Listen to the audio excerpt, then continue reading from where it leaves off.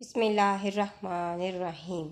नाजरीन, आज के इस वीडियो में मैं आपको क़यामत की वो निशानियाँ बताऊंगी जो हज़रत सल्लल्लाहु अलैहि वसल्लम ने बयान फरमाई थी और इनमें से जो अब तक पूरी हो चुकी हैं। सबसे पहली निशानी जो आप सल्लल्लाहु अलैहि वसल्लम ने बताई वो थी कि अहले मक्का तबाही और बर्बादी का शिकार हो जाएंगे।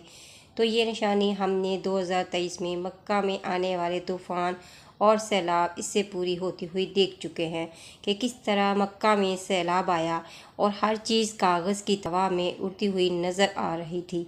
दूसरी निशानी जो आप सल्लल्लाहु अलैहि वसल्लम ने बयान फरमाई ये थी कि नाच गाना आम हो जाएगा। तो नाजरीन, आज मोबाइल पर टिकटॉक, फेसबुक और इस तरह की दूसरी ऐप के ज़रिए नाच गाना हर घर की ज़रूरत बन चुका है। इंटरटेनमेंट जो हर छोटे बड़े की सबसे बड़ी ख्वाहिश बन चुकी है। तीसरी जो निशानी आप सल्लल्लाहु अलैहि वसल्लम ने बयान फरमाई कि मेरी उम्मत के लोग मुशरिकीन से मिल जाएंगे। आज हम देख रहे हैं कि किस तरह मुस्लिम उम्मत अमेरिका और इसराइल ममालिक के ग़ुलाम बने हुए हैं। इसके बाद चौथी निशानी जो बयान फरमाई वो थी बेहिया औरतें ज़्यादा हो जाएंगी, फहाशी आम हो जाएगी। तो नाजरीन, आजकल औरतें जीन्स टाइट्स के नाम पर जो लिबास पहन रही हैं वो लिबास पहनकर भी वो नीम बरहाना है। पांचवी निशानी आपने बताई कि अरब की ज़मीन सरसब्ज़ और शादाब हो जाएगी। तो नाजरीन, मक्का में सैलाब के बाद अब पहाड़ सरसब्ज़ और शादाब हो चुके हैं। छठी निशानी आपने बयान फरमाई कि वक्त से बरकत उठ जाएगी, ज़िंदगी मुख्तसर हो जाएगी, साल महीनों में, महीने दिनों में तब्दील हो जाएंगे। तो नाज़रीन, आज साल शुरू होता है और ख़त्म भी हो जाता है, पता भी नहीं चलता।